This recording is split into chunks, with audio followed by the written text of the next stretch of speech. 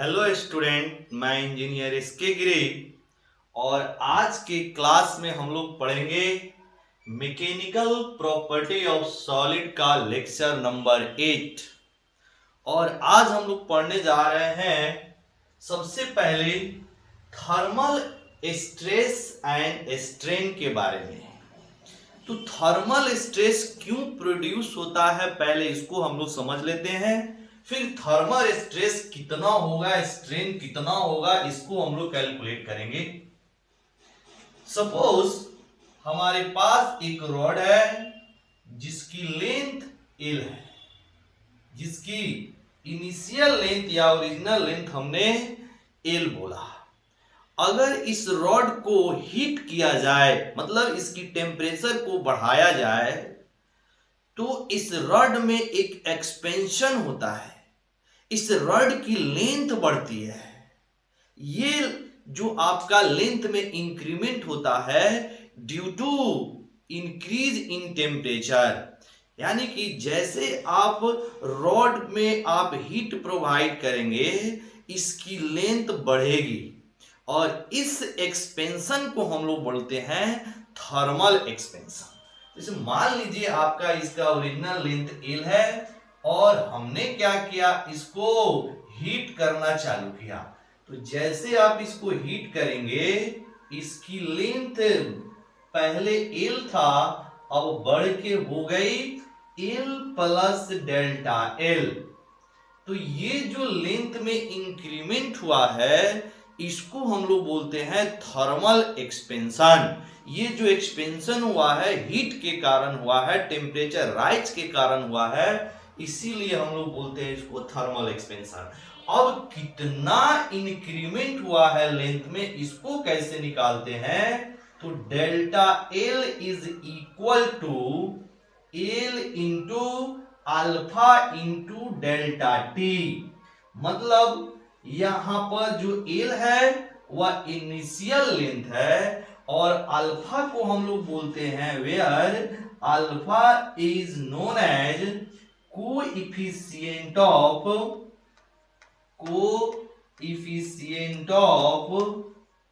Thermal expansion, या इसे thermal coefficient of linear expansion ऐसे नाम देते हैं। सॉरी, इसको ऐसे नाम दे देंगे थर्मल कोएफिशिएंट ऑफ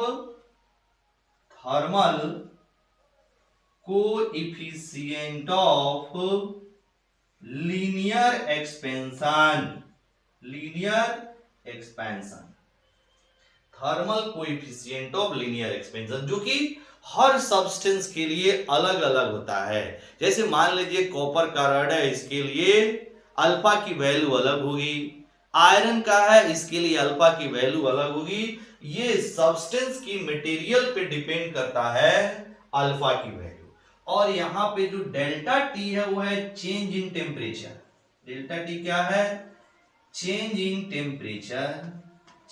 टेम्परेचर। मतलब अगर आप डेल्टा टी टेम्परेचर अगर इस रॉड का चेंज करते हैं, तो इसमें जो लेंथ में इंक्रीमेंट होता है वह डेल्टा एल होता है। तो इसकी पूरी लेंथ क्या हो जाएगी? L plus delta L. और डेल्टा एल की वैल्यू कितनी हो जाएगी? L into alpha into delta T, जहां पर एल क्या है? एल जो है आपका ओरिजिनल लेंथ है। तो ये जो एक्सपेंशन हुआ है जब इस रॉड की दोनों इंड फ्री है, मतलब both end are free, both ends are free, जब इनके दोनों इंड फ्री थे तब ये आया है। अब यहां पे चाहे तो हम लोग अल्फा निकाल सकते हैं। Here alpha is equal to कितना हो जाएगा? Delta L by L into delta T. अब इसको हम लोग लिख सकते हैं delta L by L into 1 by delta T, ऐसे हम लोग लिख सकते हैं। क्लियर? तो alpha is equal to delta L by L into 1 by delta T. जब दोनों रड की दोनों इंड क्या है? फ्री है, मतलब सीधा हमने रड लगा और इसको नीचे से हीट करने लगा, उस समय का केस है। अब मान लीजिए कि रॉड के दोनों एंड को हम लोग फिक्स कर देते हैं। मान लीजिए दो दीवार है और दोनों दीवालों के बीच में एक रॉड लगा के अगर हम इसको हिट करेंगे तो क्या होगा, उस समय की केस को हम लोग समझते हैं। तो इसको आप जरा पॉज करके नोट कीजिए, फिर हम लोग समझते हैं कि जब दोनों एंड को फिक्स करके अगर हिट किया जाए तो क्या होगा, देखते हैं। यहां पर हमने क्या किया, इस रॉड के दोनों एंड को ऐसे फिक्स कर दिया, एक दीवार में फिक्स कर दिया। ये भी एंड आपका फिक्स हो गया और ये भी एंड फिक्स्ड हो गया। इसकी लेंथ आपका L है। अब हमने इसको क्या किया, नीचे से हीट करना चालू किया। अब जैसे हीट करेंगे इसके अंदर थर्मल एक्सपेंशन होना चाहेगा, मतलब इसकी जो लेंथ है वो बढ़नी चाहेगी, बट दोनों एंड फिक्स होने के कारण इसकी लेंथ में इंक्रीमेंट नहीं हो रहा है। क्यों नहीं हो रहा है, क्योंकि वाल के द्वारा एक फोर्स एक्सर्ट हो रहा है और यहां पे जो वाल फोर्स एक्सर्ट कर रहा है इसके कारण एक कंप्रेसिव स्ट्रेस क्रिएट करेगा। जैसे मान लीजिए दोनों वाल आपका फिक्स हो गया, आप इसको हीट करना चालू किया। अब इस दोनों एंड पे क्या होगा, थर्मल एक्सपेंशन के कारण दोनों एंड से लेंथ बढ़ना चालू होगा। मतलब ये जो आपका रड है वो चाहेगा कि दीवार को तोड़ के बाहर निकले, है कि नहीं। अब दीवार मान लीजिए रड से कई गुना स्ट्रांग है, दीवार जो है आपका इस रड के कारण टूट नहीं रहा है, तो क्या होगा, इस दीवार के कारण इस पे एक फोर्स एक्सर्ट करेगा और ये जो फोर्स है लेंथ को फिक्स रखना चाहेगी। तो यहां पर दोनों एंड पर एक स्ट्रेस क्रिएट हो रहा होगा जिसको हम लोग कंप्रेसिव स्ट्रेस बोल सकते हैं। मतलब ये जो आपका स्ट्रेस है वो लेंथ को बढ़ने नहीं दे रहा है, इसको हम लोग कंप्रेसिव स्ट्रेस बोलेंगे। ऐसा समझेंगे कि हमने हीट दिया, लेंथ बढ़ा होगा, लेकिन ये दीवार कंप्रेसिव स्ट्रेस के कारण उसको ओरिजिनल लेंथ में रखना चाह रहा है, ठीक है। तो यहां पर एक कंप्रेसिव स्ट्रेस क्रिएट होगा।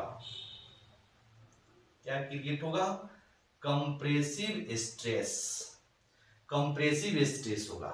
अब इसकी वैल्यू हम लोग निकालेंगे और यहां पे जो कंप्रेसिव स्ट्रेस होगा इसी को हम लोग बोलेंगे थर्मल स्ट्रेस, क्योंकि ये जो कंप्रेसिव स्ट्रेस क्रिएट हो रहा है वो किसके कारण हो रहा है, हीट सप्लाई करने के कारण हो रहा है, इसीलिए इसको हम लोग थर्मल स्ट्रेस नाम देंगे। अब इसको निकालेंगे कैसे, देखिए थर्मल स्ट्रेस हमें निकालना है। सबसे पहले अभी हमने देखा कि यहां पर अल्फा इज इक्वल टू, ये जो वैल्यू आई थी delta L by L into 1 by delta T. अब यहां पर जो डेल्टा L बाई L है इसको हम लोग बोल सकते हैं लॉन्गिट्यूडनल स्ट्रेस, जो कि रड में मान लीजिए इतना स्ट्रेन क्रिएट हुआ होगा, सपोज कर लेते हैं। तो यहां पर alpha is equal to strain लिख सकते हैं इंटू 1 बाई डेल्टा टी, ठीक है, ये आ गया। अब यहां से अगर हम लोग स्ट्रेन निकालें तो स्ट्रेन इज इक्वल टू बन जाएगा alpha into delta T. Strain is equal to हो गया alpha into delta T. Alpha को हमने बोल दिया है thermal coefficient of linear expansion, ठीक है। अब देखिए अगर हम लोग यंग्स मॉडुलस को डिफाइन करें, यंग्स मॉडुलस हमने पढ़ रखा है, Young's modulus y is equal to stress upon strain, और वो भी आपका longitudinal stress upon longitudinal strain. यहां पे लॉन्गिट्यूडनल स्ट्रेस ही तो हो रहा है और लॉन्गिट्यूडनल स्ट्रेन ही तो हो रहा है, इसीलिए हम लोग यहाँ पे यंग्स मॉडुलस को डिफाइन करेंगे। और यहीं पे जो लॉन्गिट्यूडनल स्ट्रेस है जिसको हमने कंप्रेसिव स्ट्रेस बोला, कंप्रेसिव स्ट्रेस जो होगा वही थर्मल स्ट्रेस के बराबर होगा। तो अगर आप यहां से लॉन्गिट्यूडनल स्ट्रेस बोलिए, सिंपल अब हम लोग लिख रहे हैं यहां पर थर्मल स्ट्रेस। थर्मल स्ट्रेस हमने बोला यहाँ पे जो लॉन्गिट्यूडनल स्ट्रेस है वो कंप्रेसिव स्ट्रेस का काम करेगा, और कंप्रेसिव स्ट्रेस है उसी को हम लोग क्या बोलेंगे, थर्मल स्ट्रेस। क्योंकि ये जो कंप्रेसिव स्ट्रेस क्रिएट हो रहा है ड्यू टू हीट हो रहा है, तो thermal stress is equal to हो जाएगा Young's modulus into longitudinal strain. यहाँ पे लॉन्गिट्यूडनल स्ट्रेन जो है वो कितना है, अल्फा इंटू डेल्टा टी के बराबर है। तो यहां से एक फॉर्मूला हमें मिल गया थर्मल स्ट्रेस का। क्या मिल गया फॉर्मूला, तो thermal stress is equal to Young's modulus into alpha into delta T. This is known as thermal stress. ठीक है, अब देखिए, मान लीजिए जो कंप्रेसिव स्ट्रेस वाल के द्वारा लगाया जा रहा है, उस वाल के द्वारा जो फोर्स होगा वो कितना हो, यानी कंप्रेसिव फोर्स एक्ट बाय वाल ऑन द रॉड कितना होगा, इसको हम लोग निकाल रहे हैं। तो पढ़े होंगे स्ट्रेस इज इक्वल टू, यहां पे लिख रहे हैं, यहां पे स्ट्रेस इज इक्वल टू होता है फोर्स अपॉन एरिया, और ये जो फोर्स है वो क्या है, यही कंप्रेसिव फोर्स है जो कि वाल के द्वारा रॉड पे लगाया जा रहा है। Then force is equal to कितना हो जाएगा, स्ट्रेस इनटू एरिया। अब आपका स्ट्रेस की वैल्यू हम लोग निकाल चुके हैं, Young's modulus alpha delta T into A. तो इसको हम लोग ऐसे भी लिख सकते हैं, Young's modulus into area into alpha into delta T. This is the compressive force act on rod by the wall. ठीक है, तो इस फॉर्मूला को हम लोग याद रखेंगे। ठीक है, अब हम लोग चलते हैं, अगर किसी वायर को खींच दिया जाए, स्ट्रेच कर दिया जाए, तो उस वायर में कितनी पोटेंशियल एनर्जी स्टोर होगी, कितनी इलास्टिक पोटेंशियल एनर्जी स्टोर होगी, उसको हम लोग यहां पे उसकी डेरिवेशन को देखेंगे, उसके फॉर्मूला को याद रखेंगे। ठीक है, नेक्स्ट टॉपिक हम लोग का है elastic potential energy stored in stretch wire. यहां पे लिख रहे हैं elastic potential energy stored in a stretched wire.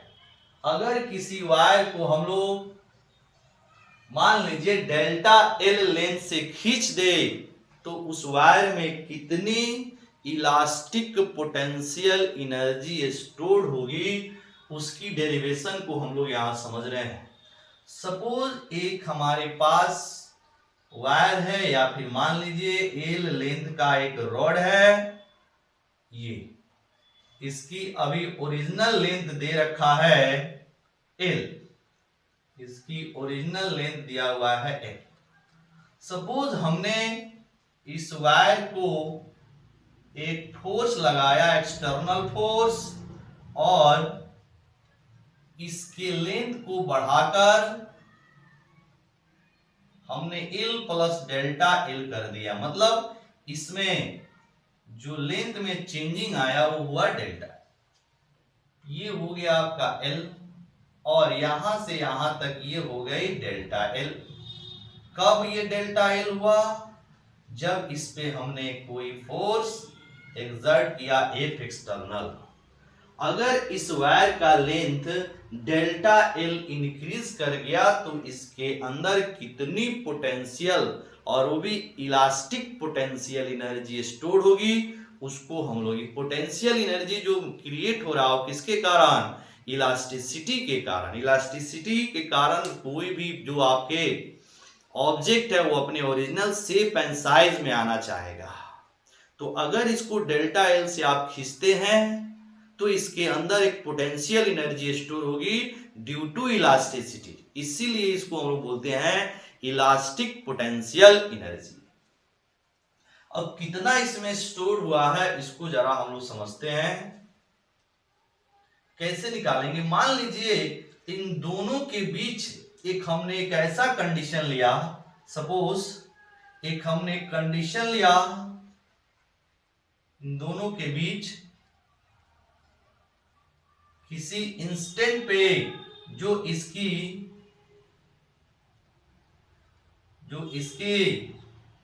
Length है वो हमने सपोज कर लिया x, लेंथ x सपोज कर लिया एक एक्सटर्नल। अब ये अगर स्टैटिक इक्विलिब्रियम में है तो यहां पर एक कौन सा फोर्स लग रहा होगा, ये F फोर्स लग रहा होगा। ये जो F फोर्स है ये आपका रीस्टोरिंग फोर्स है जो इसको ओरिजिनल शेप एंड साइज में लाना चाहेगा, ठीक है। x इन दोनों के बीच में हमने एक कंडीशन लिया कि सपोज जैसे हम एक्सटर्नल फोर्स F लगा के इसको खींच रहे हैं तो किसी भी इंस्टेंट पे जो इस लेंथ के अंदर इलोंगेशन है, इस लेंथ की जो इंक्रीमेंट है वह हमने ले लिया डेल्टा x। किसी भी इंस्टेंट पे जो इस रॉड के अंदर एक लेंथ में इंक्रीमेंट हुआ उसको ले लिया हम लोग x। मतलब x की जो वैल्यू है वो कहां से कहां तक वेरी करेगी, 0 से लेकर डेल्टा l तक। मतलब जब आप इसमें फोर्स जस्ट अप्लाई किए हैं उस समय x की वैल्यू कितनी होगी, 0 होगी। और जैसे जैसे आप इसको खींच रहे हैं, कहां तक खींच रहे हैं, डेल्टा l तक, तो x की वैल्यू कहां तक जाएगी, डेल्टा l तक जाएगी। मतलब x की जो वैल्यू है वो 0 से लेकर डेल्टा l तक रहेगा, क्योंकि इन दोनों के बीच में हमने एक कंडीशन लिया है, ठीक है। अब जरा देखना, अगर हम लोग को रीस्टोरिंग फोर्स के द्वारा अगर वर्क निकालना हो तो कैसे निकालेंगे। यहां पर जो रीस्टोरिंग फोर्स है वह वेरिएबल फोर्स है। यहां पर जो स्टोरिंग फोर्स है वो वेरिएबल फोर्स है, क्योंकि जैसे जैसे हम लोग खींच रहे हैं फोर्स की वैल्यू वेरी कर रहा है। यानी कि यहां पर जो फोर्स के द्वारा वर्क होगा, रीस्टोरिंग फोर्स के द्वारा वर्क जो होगा वह work done by a variable force के फॉर्मूले से हम लोग निकालेंगे। अब work done by variable force के लिए हमने पढ़ा है कि क्या कीजिए, एक छोटे से डिस्प्लेसमेंट पे वर्क निकाल लीजिए और ये जो वर्क होगा एक छोटा सा वो वर्क होगा और इसको इंटीग्रेट कर देंगे जहां से इसकी इलोंगेशन चेंज हो रहा है 0 से लेकर डेल्टा l तक, ठीक है।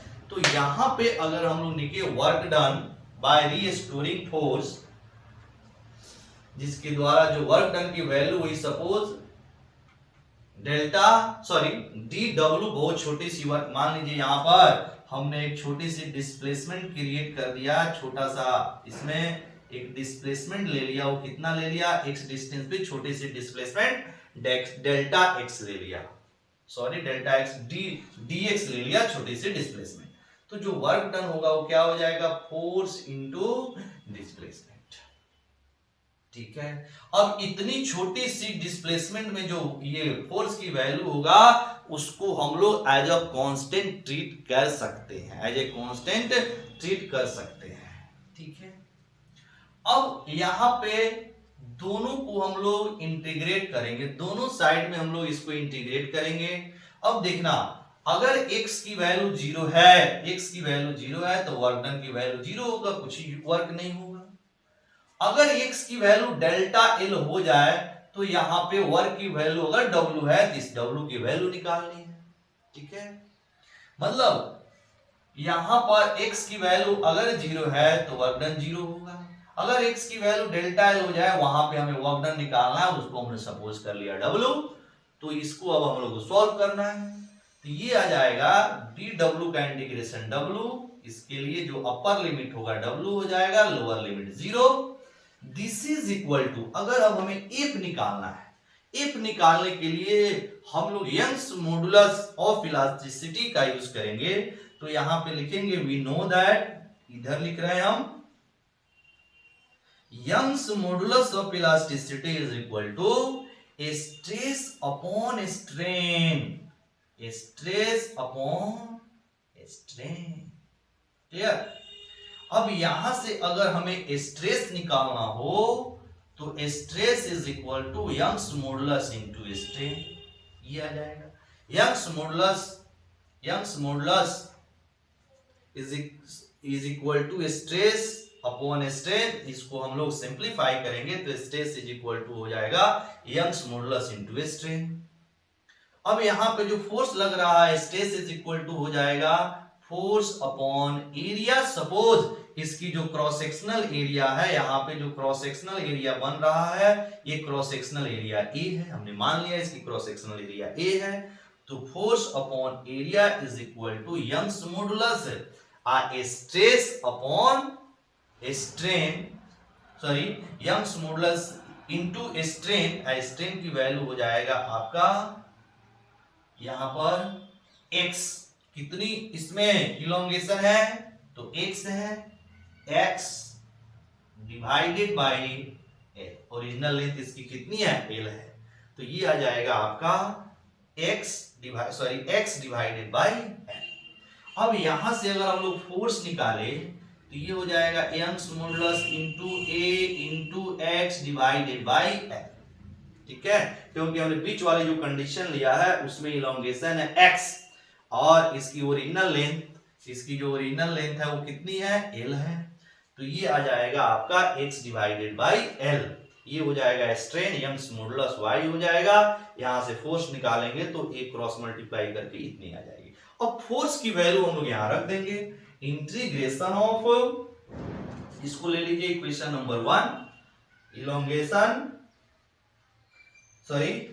बोला है इक्वेशन 1 से आप f की वैल्यू लिखिए Young's modulus into a divided by l into x into dx, और यहां पे लिखेंगे ये कहां से आया तो फ्रॉम इक्वेशन 1 से आया। अब यहां पे इसकी अपर लिमिट हो जाएगी w minus lower limit 0, this is equal to, अब इंटीग्रेशन में जो कांस्टेंट है बाहर निकल जाएगा। यंग्स मॉडुलस कांस्टेंट है, रॉड की एरिया a को कांस्टेंट ले लेंगे, लेंथ l हो गया।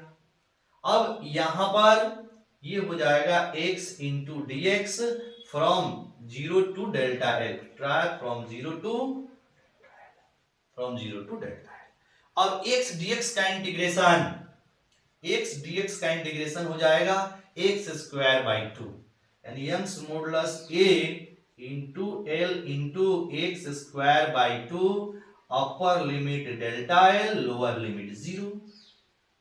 ठीक है, अब हम लोग पुट करेंगे, यहां से निकल जाएगा work done is equal to Young's modulus into a by l, और 2 बाहर हो गया। अब यहां पर बच गया x स्क्वायर, अपर लिमिट रखेंगे तो डेल्टा l का स्क्वायर माइनस 0 का square, this is equal to w is equal to 1/2 into Young's modulus into area divided by l into delta l square. ठीक है, तो ये वर्क डन की आ गई फॉर्मूला। अब इसको हम लोग थोड़ा सा सिंप्लीफाई करेंगे और एक स्टैंडर्ड फॉर्मूला लाने की कोशिश कर रहे हैं। देखिए क्या आप लोग क्या करेंगे, पॉज करके इसको आप नोट कर लीजिए। इस साइड को मिटा रहे हैं, इस साइड हमने मिटा दिया।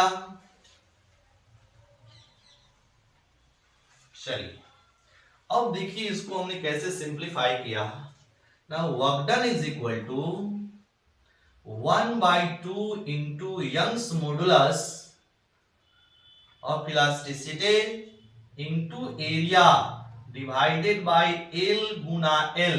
हमने क्या किया, l से गुना कर दिया और l से भाग कर दिया इंटू डेल्टा l का होल स्क्वायर। यहाँ पे हमने क्या किया, l से मल्टीप्लाई और l से डिवाइड कर दिया।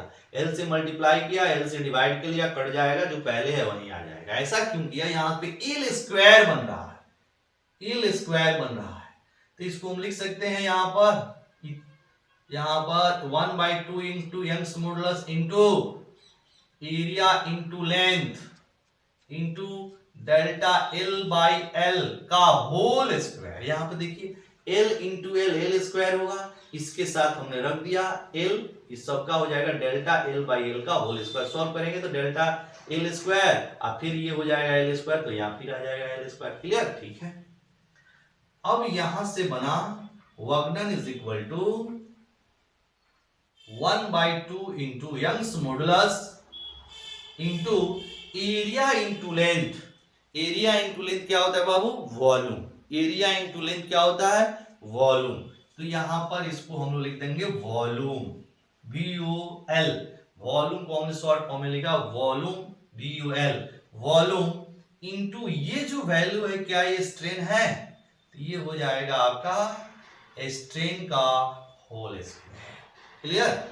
अब ये आ गया work done is equal to 1/2 volume into strain square. यहां से या इसको ऐसे भी लिख सकते हैं, work done is equal to 1/2 into ये आपका यंग्स मॉडुलस, ये स्ट्रेन का स्क्वायर है, तो यहां पे हमने एक स्ट्रेन को यहां रख दिया और दूसरा यहां पर एक स्ट्रेन को और यहां पे हमने लिखा 2 बार और इंटू वॉल्यूम का यहां पर भी कर दिया। VOL माने वॉल्यूम को हमने यहां पे लिख दिया वॉल्यूम। ये हो गई वॉल्यूम। ये स्ट्रेन है तो 2 बार लिख दिया स्ट्रेन इंटू स्ट्रेन। अब इसलिए किया क्योंकि Young's modulus into strain is also known as stress.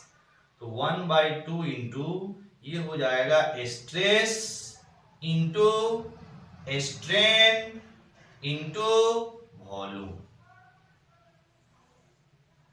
तो जो वर्क डन हुआ कितना? 1/2 into stress into strain into volume. ठीक है, ये आ गया। अब देखना यही जो वर्क डन है, यही जो वर्क डन है ये पोटेंशियल एनर्जी में कन्वर्ट हो जाएगा। ये जो वर्क डन है वो क्या हो जाएगा? पोटेंशियल एनर्जी में स्टोर्ड हो जाएगा। This implies potential energy is equal to 1/2 into stress into strain into volume. Volume POL मतलब वॉल्यूम। अब अगर हम लोग यहां पर इस वॉल्यूम को लाके डिवाइड करें तो ये क्या हो जाएगा? Potential energy per unit volume is known as 1/2 into stress into strain. ठीक है, और इसको हम लोग क्या बोलेंगे? U dash. U डैश का मतलब है potential energy per unit volume. Potential energy per unit volume is equal to 1/2 into strain, 1/2 into stress into strain. यहां से इसको मिटा रहे हैं। अब देखिए, और यूडेस क्या है? यहां पर यूडेस क्या है? इस यूडेस को बोलेंगे potential energy per unit volume. यहां पे लिख सकते हैं वेयर यूडेस is equal to elastic potential energy per unit volume. Elastic potential energy per unit volume. Elastic potential energy per unit volume is equal to 1/2 into stress into strain. ठीक है, अब Young's modulus के term में लिखना हो तो ये आ जाएगा U dash is equal to 1/2 into, अगर हम लोग स्ट्रेस को बदल दे तो स्ट्रेस इज इक्वल टू क्या हो जाएगा? यंग्स मॉडुलस इंटू स्ट्रेन, क्योंकि यहां से आपका stress upon strain is equal to कितना होता है? Stress upon strain is equal to Young's modulus, तो stress is equal to Young's modulus into strain हो जाएगा। ठीक है, तो यहां पर ही लिख सकते हैं Young's modulus into strain square, Young's modulus into strain square हो जाएगा। स्ट्रेस को हमने बदल दिया। ठीक है, एक और फॉर्मूला। अब जरा हम लोग यहां पर स्ट्रेन लिखें तो स्ट्रेन इज इक्वल टू क्या हो जाएगा? स्ट्रेस अपॉन यंग्स मॉडुलस हो जाएगा। Strain is equal to stress upon Young's modulus, तो ये हो जाएगा 1/2 और यहां पर stress square divided by Young's modulus, ये भी फॉर्मूला हो जाएगा। तो ये सब के सब किसके फॉर्मूले निकले? तो यहाँ पर यू डैश, और यू डैश क्या है? Elastic potential energy per unit volume. तो ये सभी फॉर्मूला को हम लोग याद रखेंगे। Potential energy is equal to 1/2 into stress into strain into volume, और यहाँ पर potential energy per unit volume आके वॉल्यूम इधर डिवाइड हो गया तो 1/2 इंटू स्ट्रेस इंटू स्ट्रेन। अगर स्ट्रेस सिर्फ स्ट्रेस के टर्म में लिखना है तो ये हो जाएगा, अगर सिर्फ स्ट्रेन के टर्म में लिखना है तो ये वाली हो जाएगी। ठीक है, तो ये था, अगर किसी वायर को आप खींच दे रहे हैं डेल्टा एल से तो उसके अंदर कितनी इलास्टिक पोटेंशियल एनर्जी स्टोर होगी, उसके लिए ये फॉर्मूला है। हम लोग इस फॉर्मूला को भी कभी कभी यूज करेंगे, जहां पे जरूरत पड़ेगा उसको हम लोग यूज करेंगे। क्लियर? तो आज का क्लास यहीं तक, फिर हम लोग नेक्स्ट क्लास में मिलेंगे। तब तक के लिए वेरी वेरी थैंक यू।